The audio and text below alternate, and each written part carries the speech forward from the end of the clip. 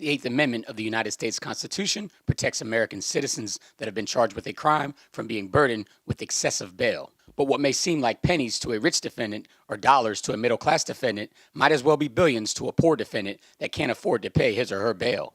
In most localities across the country, poor defendants with bails as low as $250 have to sit in jail until their trial date, limiting their ability to independently contact anyone that can assist in their defense. In several counties in Virginia, like Augusta County, Page County, Rockingham County, and adjoining counties, poor defendants in this predicament have hope. That hope is Served by Nexus. Served by Nexus is a charitable bonding agency that bonds indigent defendants out of jail free of charge, so they can plan their defense and be with their loved ones while they await trial. Yesterday, Breaking Through interviewed the director of Served by Nexus and Empowered by Nexus, Ms. Terry Johnson, and the president and CEO of Nexus Services Incorporated, Reverend Mike Donovan. Nexus Services is known throughout the Shenandoah Valley for their charitable initiatives, whether it's giving 5-bedroom homes to struggling families or giving scholarships to local high school grads. Nexus Services is heading the charge in the Valley amongst private businesses throughout the year, but especially around Christmas time. Served by Nexus tries to bring every defendant in local jails that has a bond and cannot afford it home to their families. During the holidays, it just makes it worse. There's no interaction with your family at all, which means mothers are not with their children, kids are not with their parents, spouses are not with their mates. It sets for everybody to be depressed, and not only just the family, but the person that's incarcerated. Nexus Services President and CEO Mike Donovan also touched on the importance of families being together during the holiday season. It's important all times of the year to ensure that people aren't sitting in jail because they can't afford to pay a bail bond, particularly during the holidays. We want to bring dads and moms back home to their kids and have an opportunity for folks to really experience, family during the holiday season. While last year's holiday initiative was met with little resistance from local jails, this year, despite having a bond set and Served by Nexus willing to pay the bond, several inmates remained in jail and away from their families on Christmas Day. Donovan explains. We tried to post several bonds in the days just before the Christmas holiday, and we actually had 6 different bonds at the Middle River Regional Jail that were not posted because there were improper paperwork, or the paperwork wasn't properly filled out from the courts. At least that's what the jailers and the magistrate told us. We think it's pretty horrific that 6 people who otherwise should have been able to post bond weren't because of paperwork errors, but we're concerned that this is something more than simply a paperwork error. We're concerned that this is an opportunity that people are taking to try to enrich the pockets of a certain group of for-profit bail bondsmen in the area that have certain connections to the police departments and the jails. So we think that it's the kind of thing that happens when public corruption is permitted to keep people in detention, to keep people detained. There's no independent review at Christmas time. You can't get a judge to come look at a file. And so really, these folks are at the mercy of these jailers and these police officers.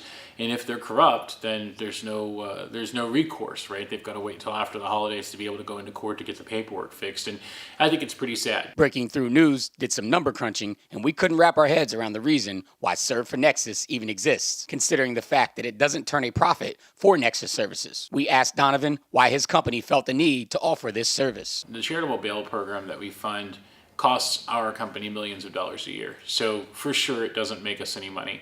The folks that receive charitable bonding services through our company pay us nothing, ever. So the reason we do it is because we believe it's part of our calling to give, right?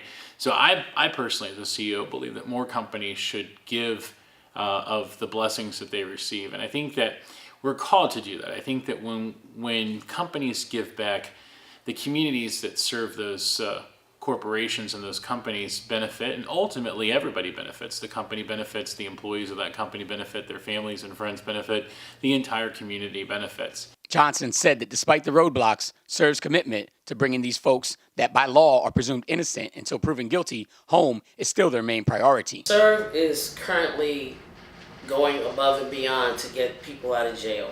We understand that they're saying that the paperwork is wrong or it's not updated. We're calling references, we're calling people in the court system, we're calling our bondsmen, and we're going to make certain that these people are out of jail for the New Year's, because there's no reason for the paperwork not to be updated, nor is it any reason for the paperwork to be incorrect. When you call at the jail, they're supposed to be able to tell you whether the person has a bond and can be released or not, and we went through that process. All of the people that are still incarcerated, we were told that we're able to be bonded out. At the close of the interview, Mr. Donovan made it very clear that as long as his company was located in Augusta County, he would always go out of his way to protect those that can't protect themselves. Let's face it, every time a person walks out of the Middle River Regional Jail, that's a profit center walking away from a quasi-private entity that runs like a business and has a P&L statement at the end of the month. And every single person that served charitable bonding bonds out of that jail through that charitable bonding program with a licensed bail agent. Every single person that walks out of that jail is dollars walking away from that quasi-business. And how disgusting is it when we all understand that those dollars are paid by us, all the taxpayers. This is a scam. It's a scam on the larger community, and they think that people are just not going to pay attention. They think that they're just going to get away with it. No longer. No longer can the taxpayers of this county or any other continue to shoulder and burden this cost that simply goes to make these quasi-private jails rich. That's not how our criminal justice system was designed, and I'll be darned if it's how our criminal justice system is going to operate in a county where I own a business. Reporting in the Shenandoah Valley, Theo Whitelow for Breaking Through.